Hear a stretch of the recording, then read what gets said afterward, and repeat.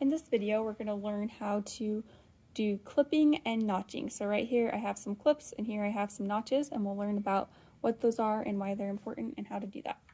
So the whole idea of clipping and notching is that if I turn this, so if I sewed this together and it was going to turn out like this, then I can kind of have a more rounded look, right?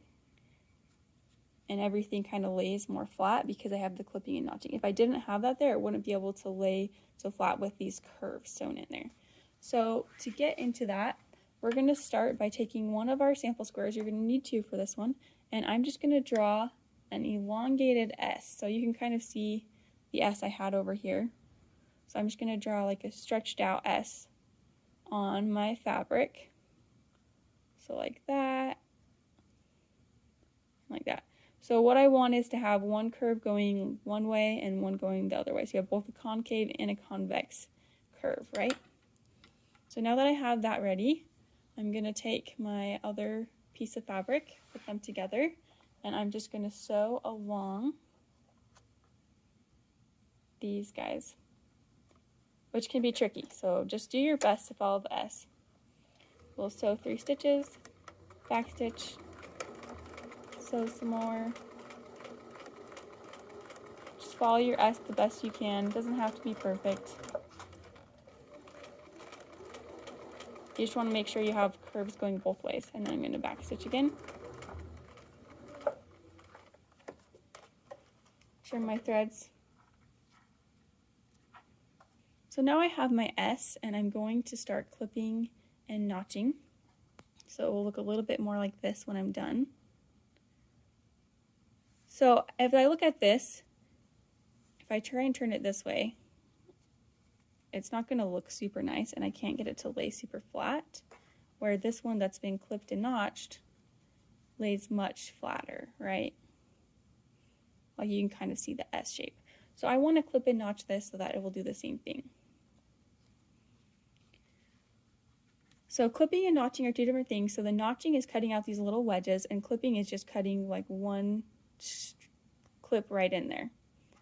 So, and you have to think about what the fabric is going to do once you turn it out. So if I try and turn, let's just look at this one curve right here, not the other half. So if we look at this one curve, if I try and turn it out, this fabric, this seam allowance right here, wants to spread apart, or it's overlapping. You see that? It's overlapping. So I need to get rid of some of this extra bulk. So for this curve, I am going to notch it. So I'll just cut close up to where my thread is, but not through it. And I'll just cut a little triangle. And I'll do these about 3/8 of an inch apart. So I'm just going to cut it up close to my thread. Sometimes you're going to do reinforcement stitches right along here so that it's really strong. But for this sample, we'll just make it simple. So you're just going to clip those, or notch them. We'll do the clipping in a minute. So I have those notches. So now if I turn this out, they're not like they're able to overlap each other, right? They're not just going to bunch up underneath. So that way I can make this curve lay much more flat, like that.